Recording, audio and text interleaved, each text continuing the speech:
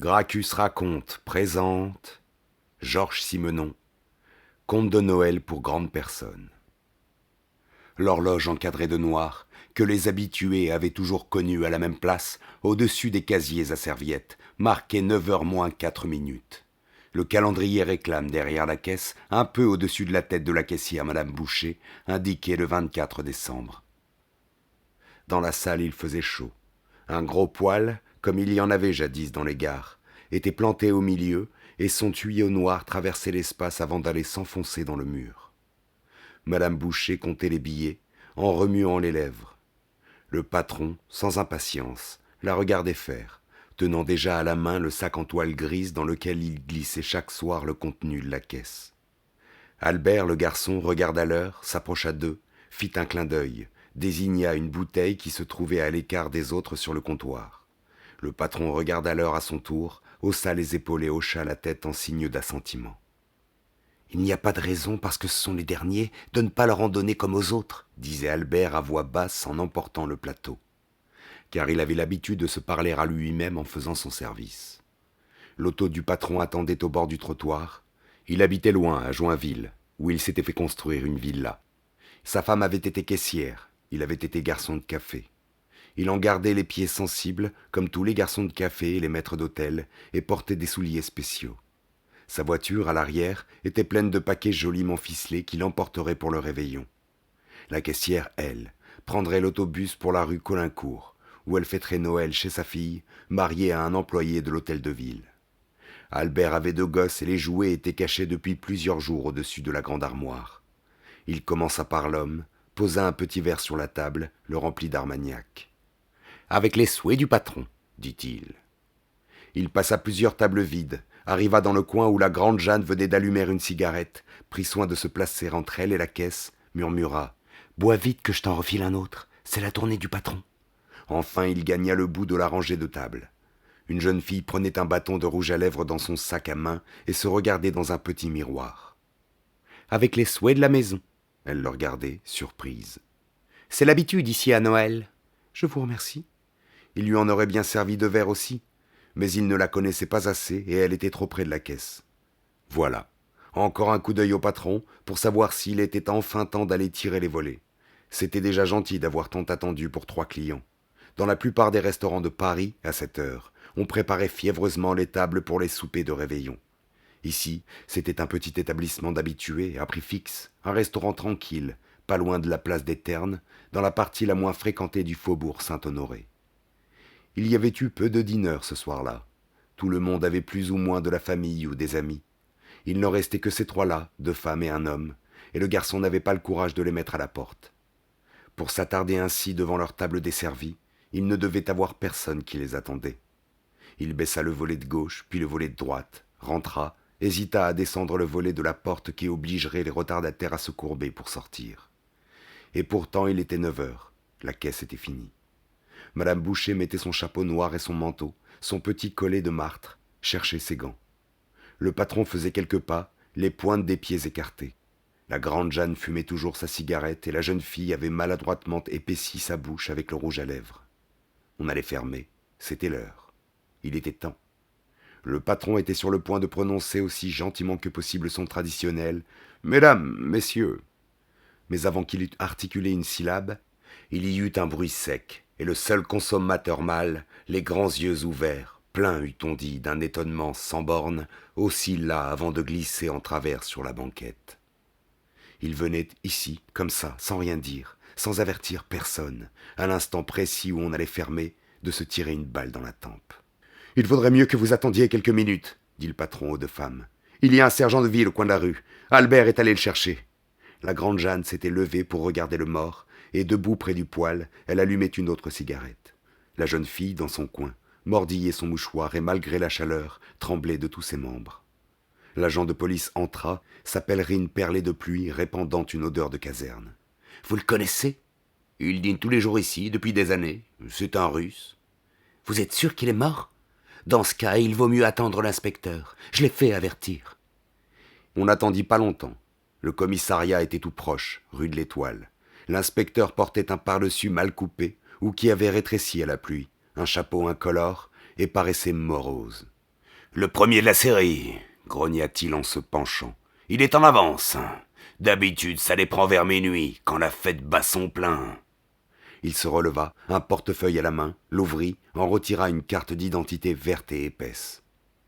Alexis Bovine, 56 ans, né à Vilna. Il récitait à mi-voix, comme un prêtre dit sa messe, comme Albert parlait tout seul. Hôtel de Bordeaux, rue Bray, ingénieur. Il était ingénieur demanda-t-il au patron. Il l'a peut-être été voilà longtemps, mais depuis qu'il fréquente chez moi, il figurait dans les films. Je l'ai reconnu plusieurs fois au cinéma. Des témoins questionna l'inspecteur en se retournant. Il y a moi, ma caissière, le garçon, puis ces deux dames. Si vous voulez prendre leur nom en premier. Le policier se trouva nez à nez avec la grande Jeanne, qui était vraiment grande, qui avait une demi-tête de plus que lui. Te voilà, toi, tes papiers. Elle lui tendit sa carte. Il copia. Jeanne Chartrain, 28 ans, sans profession. Dis donc, sans profession. C'est ce qu'ils ont mis à la mairie. Tu as l'autre carte? Elle fit oui de la tête. En règle? Toujours gracieux, dit-elle en souriant. Et vous? Il s'adressait à la jeune fille mal maquillée qui balbutia. Je n'ai pas ma carte d'identité sur moi. On m'appelle Martine Cornu. J'ai 19 ans et je suis née à Yport. La grande bringue tressaillit et la regarda avec plus d'attention. Yport, c'était tout près de chez elle, à 5 kilomètres à peine. Et il y avait plein de cornus dans la région. C'étaient des cornus qui tenaient le principal café d'Yport, sur la plage. Domicile, grommela l'inspecteur Lognon, qu'on appelait dans le quartier l'inspecteur Malgracieux. J'habite à Meublé, rue Bray, au 17. On vous convoquera sans doute au commissariat un de ces jours. Vous pouvez aller. Il attendait l'ambulance municipale. La caissière demanda « Je peux aller aussi ?» Si vous voulez. Puis, tandis qu'elle sortait, il rappelait la grande Jeanne qui se dirigeait vers la porte. Tu le connaissais pas des fois? Je suis monté avec lui il y a longtemps, peut-être 6 mois. Au moins 6 mois, puisque c'était au début de l'été. C'est le genre de client qui prennent une femme pour parler plus que pour autre chose, qui vous questionne, vous croit malheureuse. Depuis, il ne me saluait pas, mais il m'adressait toujours un petit signe en entrant. La jeune fille sortait. La grande Jeanne sortait presque sur ses talons. Elle portait un manteau en mauvaise fourrure, beaucoup trop court. Elle s'était toujours habillée trop court, tout le monde le lui disait, mais elle continuait sans savoir pourquoi, et cela la faisait paraître encore plus grande. Chez elle, c'était à droite, à 50 mètres, dans le noir absolu du square du Roule, où il n'y avait que des ateliers d'artistes et des maisonnettes à un étage. Elle avait un petit appartement au premier, avec un escalier privé, une porte sur la rue, dont elle avait la clé. Elle s'était promis de rentrer tout de suite ce soir-là. Elle ne restait jamais dehors la nuit de Noël. Elle était à peine maquillée, portait ses vêtements les plus simples, au point que ça l'avait choquée tout à l'heure, de voir la jeune fille se barbouiller de rouge à lèvres. Elle fit quelques pas vers l'impasse, perchée sur ses hauts talons dont elle entendait le bruit sur les pavés. Puis elle se dit qu'elle était cafardeuse à cause du russe. Elle eut envie de marcher dans la lumière, d'entendre du bruit, et elle se dirigea vers la place des Ternes, où venait d'aboutir la large trouée brillante qui descendait de l'étoile. Les cinémas, les théâtres, les restaurants étaient illuminés.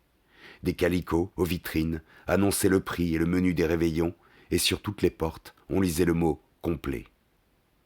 On reconnaissait à peine les trottoirs, où il n'y avait presque personne. La jeune fille marchait à 10 mètres devant elle, avec l'air de quelqu'un qui ne sait où aller, et elle s'arrêtait de temps en temps devant un étalage ou à un coin de rue, hésitait à traverser, regardait longuement les photographies étalées dans le hall tiède d'un cinéma. On dirait que c'est elles qui font le trottoir. En voyant le russe, l'oignon avait grogné. Le premier de la série. Il est en avance. Peut-être pour ne pas faire ça dans la rue où c'était encore plus triste, ou dans la solitude de sa chambre d'hôtel. Au restaurant, il régnait une atmosphère paisible, presque familiale. On était entouré de visages connus, il faisait chaud, et justement le patron venait d'offrir un verre avec ses souhaits. Elle haussa les épaules. Elle n'avait rien à faire. Elle s'arrêtait, elle aussi, devant les étalages, devant les photographies. Le néon des enseignes lumineuses la colorait tantôt en rouge, tantôt en vert ou en violet, et elle se rendait compte que la jeune fille marchait toujours devant elle. Qui sait? Elle l'avait peut-être connue toute petite. Il y avait 10 ans de différence entre elles.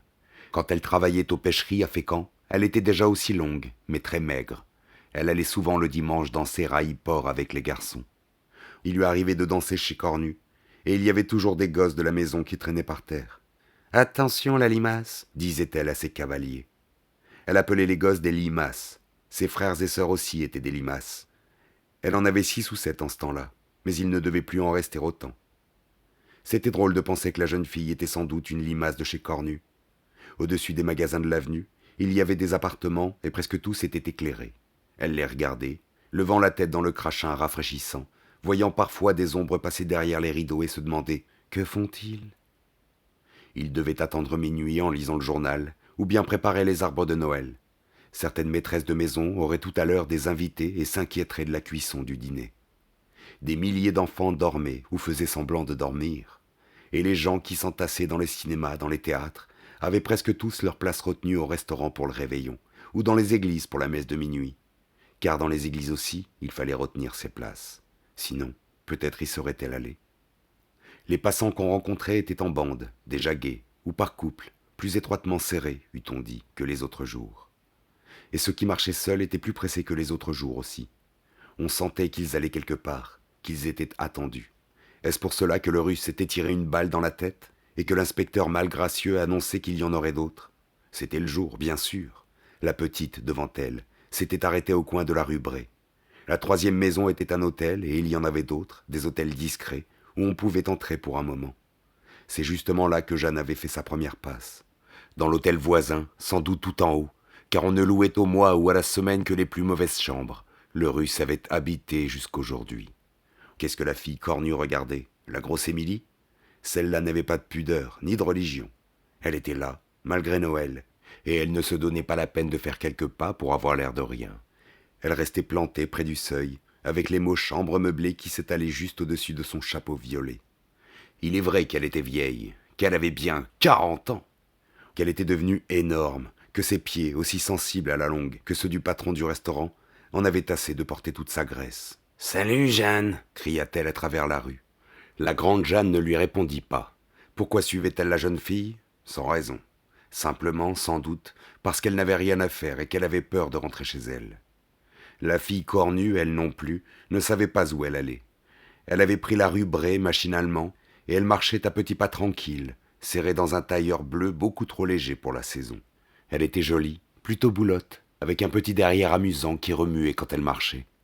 De face, au restaurant, on voyait ses seins haut placés qui gonflaient son corsage. « Si on t'accoste, ma fille, tu ne l'auras pas volé ?»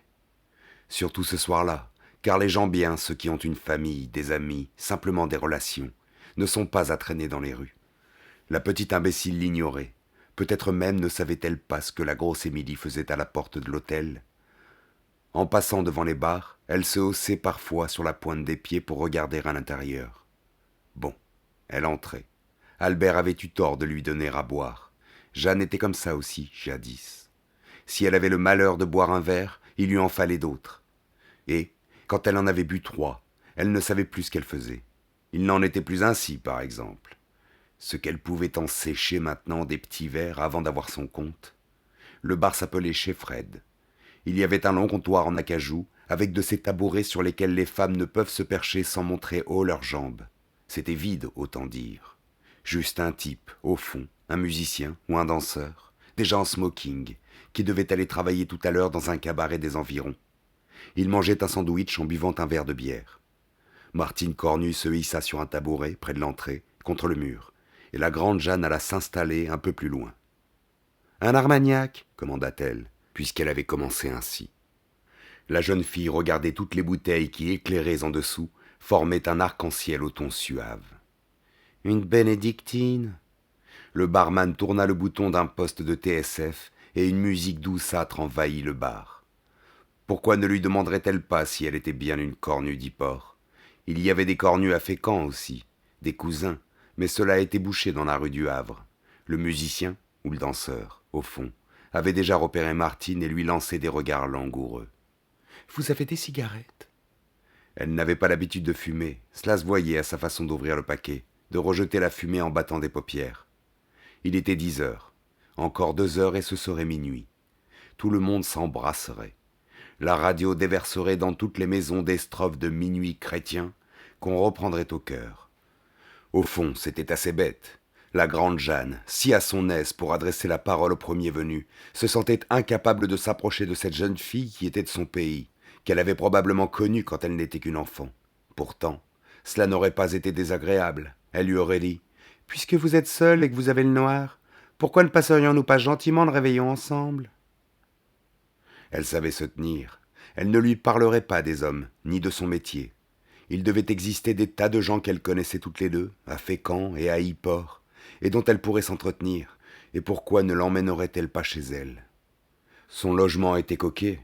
Elle avait traîné assez longtemps dans les meublés pour connaître le prix d'un coin à soi. Elle pourrait y introduire la jeune fille sans rougir, car elle ne recevait jamais un homme chez elle. D'autres le faisaient. Pour la grande Jeanne, c'était un principe. Et peu d'appartements étaient aussi propres que le sien. Il y avait même, près de la porte, des semelles de feutre sur lesquelles elle glissait les jours pluvieux pour ne pas salir le plancher, poli comme une patinoire.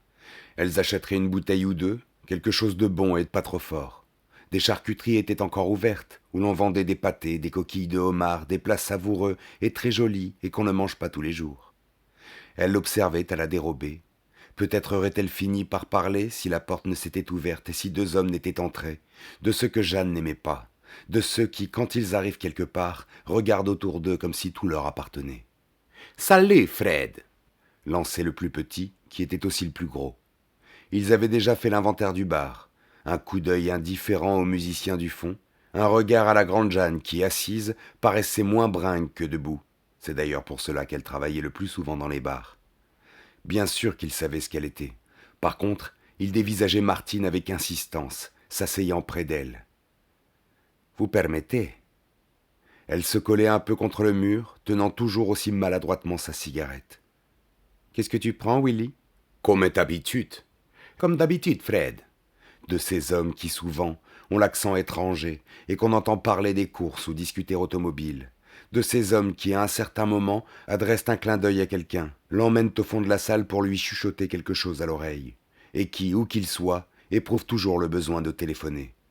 Le barman leur préparait une mixture compliquée qu'ils regardaient faire avec attention. « Les parents n'est pas venus ?»« Il a demandé qu'un de vous l'appelle au bout du fil. Il est chez Francis. » Le plus gros gagnait la cabine.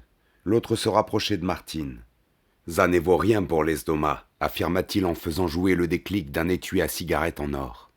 Elle le regarda, étonnée, et Jeanne avait envie de lui crier « Tais-toi, ma fille !» Parce qu'une fois qu'elle aurait parlé, il lui serait difficile de se dépêtrer. « Qu'est-ce qui est mauvais pour l'estomac ?» Elle marchait, comme une gourde qu'elle était. Elle s'efforçait même de sourire, sans doute parce qu'on lui avait appris à sourire quand on parle aux gens, ou peut-être parce qu'elle croyait ressembler ainsi à une couverture de magazine. « Zéguez-vous buvez !»« C'est de la bénédictine ?» Elle était bien des environs de Fécamp. Elle croyait avoir tout dit en prononçant ce mot-là. « Justement, rien n'est-elle pour vous rendre malade. Fred !»« Oui, monsieur Willy. »« Un autre pour mademoiselle. Sec. »« Entendu. »« Mais, essaya-t-elle de protester. »« En copine, n'ayez pas peur. Est-ce la nuit de Noël, oui ou non ?» Le gros, qui sortait de la cabine et qui arrangeait sa cravate devant la glace, avait déjà compris. « Vous habitez les quartiers ?»« Je n'habite pas loin d'ici. »« Barman !» appela la grande Jeanne. « Donnez-moi la même chose. »« Armagnac !»« Non, du truc que vous venez de servir. »« Un sidecar, si vous voulez. » Elle était furieuse, sans raison. « Toi, ma petite, tu n'en as pas longtemps avant d'être dans les pommes. Comme c'est malin. Si t'avais soif, tu n'aurais pas pu choisir un café plus convenable ou aller boire chez toi ?» Il est vrai qu'elle n'était pas rentrée chez elle, elle non plus. Et pourtant, elle avait l'habitude de vivre seule. Est-ce qu'on a envie de rentrer chez soi, la nuit de Noël, quand on sait qu'il n'y a personne pour vous attendre et que de son lit, on entendra des musiques et des bruits joyeux chez tous les voisins? Tout à l'heure, les cinémas, les théâtres allaient dégorger une foule impatiente qui se précipiterait vers les dizaines de milliers de tables retenues, jusque dans les quartiers les plus lointains, dans les restaurants les plus modernes. Réveillons à tout prix. Seulement voilà, on ne peut pas retenir une table pour une personne. Ne serait-ce pas faire injure aux autres, à ceux qui sont en bande et qui s'amusent, d'aller s'asseoir dans un coin et de les regarder? De quoi aurait-on l'air? D'un reproche. On les verrait se pencher et chuchoter entre eux et se demander si, par pitié, ils ne devraient pas vous inviter. On ne peut pas non plus marcher dans les rues, car alors les agents vous suivent d'un regard soupçonneux, anxieux de savoir si vous n'allez pas profiter d'un coin sombre pour faire comme le Russe, ou si tout à l'heure quelqu'un ne devra pas se jeter dans la Seine, malgré le froid, pour vous repêcher. Qu'est-ce que vous sentite? Ce n'est pas très fort. Pour une fille de bistrot, elle aurait pu s'y connaître un peu mieux. Mais toutes les femmes disent ça, à croire qu'elles s'attendent toujours à avaler du feu. Alors, comme c'est moins fort qu'elles ne pensaient, elles cessent de se méfier. Venteuse? Non. Tactilo? Oui. Depuis longtemps, à Paris? Il avait des dents de vedette de cinéma et deux petites virgules en guise de moustache. Vous aimez danser? Quelquefois. Comme c'était malin. Quel plaisir d'échanger des paroles aussi bêtes avec des individus comme cela. Peut-être, après tout, la petite les prenait-elle pour des hommes du monde? L'étui en or qu'on lui tendait, les cigarettes égyptiennes aussi devaient l'éblouir, comme la bague avec un gros diamant de son plus proche voisin. Remets-nous ça, Fred. Pas pour moi, merci. D'ailleurs, il est temps que je... Tant que quoi? Vous dites? Il est temps que vous fassiez quoi? Vous n'allez quand même pas vous coucher à 10 heures la nuit de Noël. C'est drôle. Quand on voit cette scène-là se dérouler sans y participer, on trouve que c'est bête à pleurer. Mais quand on y joue son rôle... Petite dinde, grondait la grande Jeanne qui fumait cigarette sur cigarette et qui ne quittait pas les trois personnages des yeux. Bien entendu, Martine n'osait pas avouer qu'elle allait en effet se coucher. Vous avez un rendez-vous? Vous êtes curieux. Un amoureux. Qu'est-ce que cela peut vous faire? J'aurais un tel plaisir à ce qu'il attend. Pourquoi? La grande Jeanne aurait pu prononcer les répliques à leur place. Elle les savait par cœur. Elle avait surpris le regard lancé au barman qui signifiait « Vorze la dose ». Mais on aurait eu beau servir à l'ancienne limace d'Ipport le cocktail le plus raide, au point où elle en était, elle l'aurait trouvé doux. N'avait-elle pas assez de rouge sur ses lèvres, non? Elle éprouvait le besoin d'en remettre, pour ouvrir son sac, pour montrer que c'était un bâton de rouge d'Houbigant, et aussi à cause de la moue, parce que les femmes se croient irrésistibles quand elles avancent les lèvres vers l'indécent petit instrument. « Tu es belle, va. Si tu te regardais dans la glace, tu verrais que de nous deux, c'est toi qui as l'air d'une grue. » Pas tout à fait, parce que ce n'est pas seulement avec plus ou moins de maquillage que cela se marque. La preuve, c'est que les deux hommes, en entrant, n'avaient eu besoin que d'un coup d'œil pour jauger la grande Jeanne. « Vous connaissez les Monico? »« Non, qu'est-ce que c'est? »« Dis donc, Albert, elle ne connaît pas les Monico. C'est crevin. Et vous aimez danser? Ah, mon petit. » Ce mot-là, Jeanne l'attendait. Mais un peu plus tard, l'homme avait été vite en besogne. Sa jambe était déjà collée à une des jambes de la jeune fille qui ne pouvait la retirer, coincée qu'elle était contre le mur. « C'est une des boîtes les plus épatantes de Paris. Rien que des s'habituer. Les jazz Bob Allison. Vous ne connaissez pas Bob non plus ?» Les deux hommes échangèrent des clins d'œil. Fatal aussi. Dans quelques minutes, le petit gros se souviendrait qu'il avait un rendez-vous urgent pour laisser le champ libre à son camarade. « Pas de ça, mes enfants, » décida la grande Jeanne. Elle venait de boire, elle aussi, 3 verres coup sur coup, sans compter les verres du patron du restaurant. Elle n'était pas saoule, elle ne l'était jamais tout à fait, mais elle commençait à attacher de l'importance à certaines idées. Par exemple que cette idiote était du même pays qu'elle, que c'était une limace. Puis elle pensait à la grosse Émilie plantée sur le seuil de l'hôtel, et c'était dans ce même hôtel, même pas une nuit de Noël, qu'elle était montée pour la première fois. « Vous ne voudriez pas me donner du feu ?» Elle s'était laissée glisser de son tabouret, s'était approchée, une cigarette au bec, du plus petit des deux hommes. Lui aussi savait ce que ça voulait dire, et il n'en était pas enchanté. Il la regardait de la tête aux pieds d'un œil critique. Il devait avoir, debout, une bonne tête de moins qu'elle, et elle avait une démarche de garçon. « Vous ne m'offrez pas un verre ?»« Si vous y tenez. Fred !»« Compris !»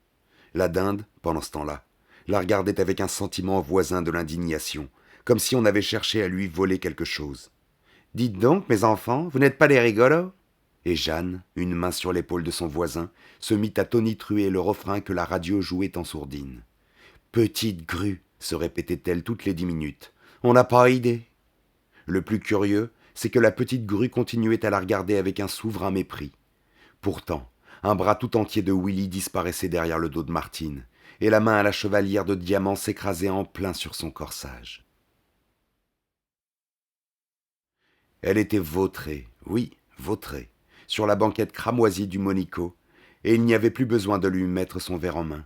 C'était elle qui le réclamait plus souvent que de raison et qui buvait d'un trait le champagne pétillant. Après chaque rasade, elle éclatait de rire, d'un rire scandé, puis elle se collait plus fort à son compagnon. Il n'était pas encore minuit, la plupart des tables étaient inoccupées. Parfois le couple était seul sur la piste et Willy fourrait son nez dans les petits cheveux de sa compagne, promenait ses lèvres sur la peau de poulet de sa nuque. « Tu es vexé, hein ?» disait Jeanne à son compagnon. « Pourquoi ? Parce que ce n'est pas toi qui as gagné le gros lot. Tu me trouves trop grande ? Un peu. Coucher, ça ne se remarque pas. » C'était une phrase qu'elle avait prononcée des milliers de fois. C'était presque un slogan, aussi idiot que les mamours que les deux autres échangeaient, mais au moins elle ne le faisait pas pour son plaisir. « Tu trouves ça gai, toi, un réveillon ? Pas spécialement. Tu penses qu'il y en a qui s'amusent vraiment ? Il faut croire. Tout à l'heure, au restaurant où je dînais, un type s'est descendu gentiment, dans son coin, avec l'air de s'excuser de nous déranger et de salir le plancher. « Tu n'as rien de plus drôle à raconter ? Alors commande une autre bouteille, j'ai soif. » C'était le seul moyen qui restait, saouler la limace à fond, puisqu'elle s'entêtait à ne rien comprendre. Qu'elle soit bien malade, qu'elle vomisse, qu'il n'y ait plus d'autre solution qu'aller la mettre au lit. « À votre santé, jeune fille, et à tous les cornus d'Yport et de la région. »« Vous êtes du pays ? De Fécamp ? Pendant un temps, j'allais danser à Yport chaque dimanche. »« Ça va, » interrompit Willy. « Nous ne sommes pas ici pour raconter les histoires des familles. » Tout à l'heure, dans le bar de la rue Bray, on aurait pu croire qu'un verre de plus aurait raison de la petite. C'était le contraire qui se produisait. Peut-être que de prendre l'air pendant quelques minutes l'avait remise d'aplomb. Peut-être était-ce le champagne. Plus elle buvait et plus elle s'éveillait.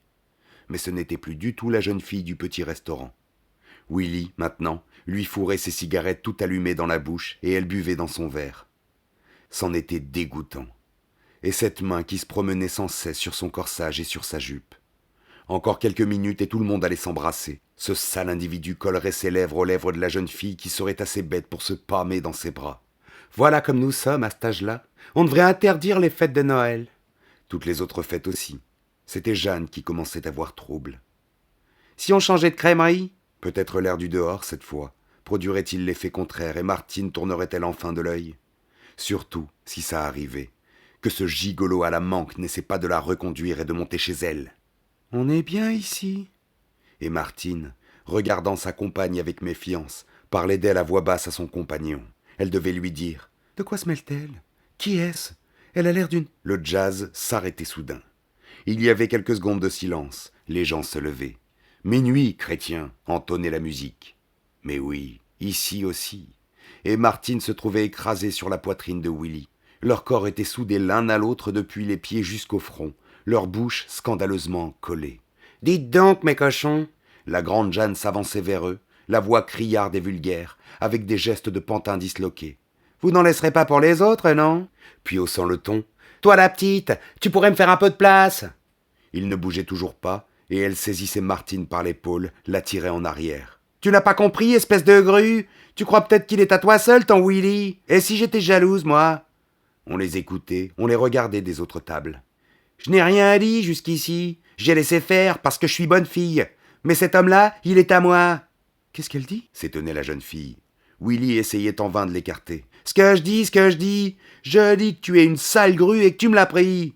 Je dis que cela ne se passera pas ainsi et que je vais t'arranger ta jolie petite gueule. Je dis, tiens, prends toujours ça comme un compte. Et ça, et encore ça. » Elle y allait de bon cœur, frappait, griffait, saisissait les cheveux à pleine poignée, tandis qu'on essayait vainement de les séparer. Elle était forte comme un homme, la grande Jeanne. « Ah, tu m'as traité de je sais bien quoi. Ah, tu me cherches des crosses. » Martine se débattait comme elle pouvait, griffait à son tour, enfonçait même ses petites dents dans la main de l'autre qui lui pinçait une oreille. « Voyons, mesdames, voyons, messieurs. » Et toujours la voix aiguë de la Jeanne qui s'arrangeait pour renverser la table. Les verres, les bouteilles se fracassaient. Des femmes s'éloignaient en criant du champ de bataille, tandis que la grande Jeanne parvenait enfin, à l'aide d'un croc-en-jambe, à mettre la jeune fille par terre. « Ah, tu me cherches, hein ? Eh bien, tu m'as trouvé !» Elles étaient sur le plancher, enlacées, avec des gouttes de sang qui avaient fait jaillir les éclats de verre. La musique jouait le plus fort possible son minuit chrétien afin d'étouffer les cris. Des gens continuaient à chanter. La porte s'ouvrait enfin. 2 agents cyclistes entraient, marchaient droit vers les combattantes. Sans beaucoup de ménagement, ils les poussaient un peu du bout de leurs semelles. « Debout, vous autres ! C'est cette saloperie qui... » « Silence ! Vous vous expliquerez au poste. » Ces messieurs, Willy et son copain, comme par hasard, avaient disparu. « Suivez-nous !»« Mais... » protestait Martine. « Ça va, pas d'explication !» La grande Jeanne se retournait pour chercher son chapeau qu'elle avait perdu dans la bagarre. Sur le trottoir, elle cria au chasseur. Tu me mettras mon chapeau de côté, Jean. Je viendrai le chercher demain. Il est presque neuf. Si vous ne vous tenez pas tranquille, fit un agent en agitant des menottes. Ça va, l'enflé. On sera sage comme des images. La gamine butait. C'est maintenant que tout à coup, elle était malade. On dut s'arrêter dans un coin d'ombre pour la laisser vomir au pied d'un mur sur lequel était écrit en lettres blanches « Défense d'uriner ». Elle pleurait, entremêlés sanglots et hoquets. « Je ne sais pas ce qui lui a pris. Nous nous amusions gentiment. »« Tu parles. Je voudrais un verre d'eau. »« On vous en donnera un au poste. » Ce n'était pas loin, rue de l'Étoile. Et justement, l'oignon, l'inspecteur malgracieux, était encore de service. Il avait des lunettes sur le nez. Il devait être occupé à rédiger son rapport sur la mort du Russe. Il reconnut Jeanne, puis l'autre, les regarda tour à tour sans comprendre. « Vous vous connaissiez ?»« On le dirait, mon pote. »« Toi, tu es saoul comme une vache, » lança-t-il à la grande Jeanne. « Quant à l'autre... » Un des agents expliquait. Elles étaient toutes les deux par terre, au Monico, à se crêper le chignon. « Monsieur » essaya de protester Martine. « Ça va. Fourrez-la au violon en attendant le quart. » Il y avait les hommes d'un côté, pas beaucoup, de vieux clochards pour la plupart, et les femmes de l'autre, au fond, séparées par une claire-voie. Des bancs le long des murs, une petite marchande de fleurs qui pleurait. « Qu'est-ce que t'as fait, toi ?»« Ils ont trouvé de la coco dans mes bouquets, c'était pas ma faute. »« Sans blague. »« Qu'est-ce que c'est, celle-là ?»« Une limace. »« Une quoi ?»« Une limace. Cherche pas à comprendre. Tiens, la v'là qui recommence à dégobiller. Ça va sentir bon ici si le panier à salade se pointe avec du retard. » Il y en avait une bonne centaine à 3 heures du matin, quai de l'Horloge, au dépôt. Toujours les hommes d'un côté et les femmes de l'autre. Sans doute, dans des milliers de maisons, dansait-on encore devant les arbres de Noël. Il y avait des indigestions de dinde, de foie gras et de boudin. Les restaurants, les cafés ne fermeraient qu'au petit jour. « T'as compris, idiote ?» Martine était couchée, en chien de fusil, sur un banc aussi poli par l'usage qu'un banc d'église. Elle était encore malade, les traits tirés, les yeux vagues, les lèvres soulevées par une moue. « Je ne sais pas ce que je vous ai fait. »« Tu ne m'as rien fait, limace. »« Vous êtes une... » »« Chut, prononce pas ce mot-là ici, parce qu'il y en a quelques douzaines qui pourraient te tomber sur le cuir. »« Je vous déteste. Tu as peut-être raison. N'empêche que tu aurais l'air fin à l'heure qu'il est, dans une chambre d'hôtel de la rue Bray. » On sentait que la jeune fille faisait un effort pour comprendre. « Et c'est pas, va. Crois-moi quand je te dis que t'es mieux ici. Même si c'est pas confortable et si ça ne sent pas bon. À 8 heures, le commissaire te fera un petit sermon que tu n'as pas volé et tu pourras prendre le métro pour la place des Ternes. Moi, sûrement qu'ils me feront passer la visite et qu'ils me retireront sans doute ma carte pendant 8 jours. »« Je ne comprends pas. »« Laisse tomber. Tu crois que ça aurait été joli avec ce type-là et une nuit de Noël par surcroît ? Hein ? T'aurais été fier de ton Willy demain matin. Et tu crois que tu ne dégoûtais pas les gens quand tu ronronnais sur la poitrine de ce voyou ? Maintenant, au moins, tu gardes ta chance. Tu peux dire merci aux Russes, va. »« Pourquoi ? » ?»« Je ne sais pas. Une idée comme ça. D'abord parce que c'est à cause de lui que je ne suis pas rentré chez moi. Puis c'est peut-être lui qui m'a donné l'envie de jouer au Père Noël une fois dans ma vie. Pousse-toi maintenant, que j'ai une petite place. » Puis déjà à moitié endormi. « Suppose que chacun fasse une fois le Père Noël. » Sa voix était devenue molle, tandis qu'elle sombrait dans le sommeil. « Suppose, je te dis, rien qu'une fois, avec tous les habitants qu'il y a sur la terre. » Enfin, grognon, la tête sur la cuisse de Martine qui lui servait d'oreiller. « Essaie voir de ne pas gigoter tout le temps. »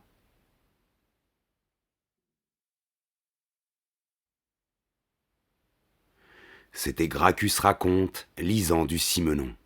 Joyeux Noël à tous. Si ça vous a plu, posez un pouce, abonnez-vous ou laissez un commentaire, ce sera fort apprécié.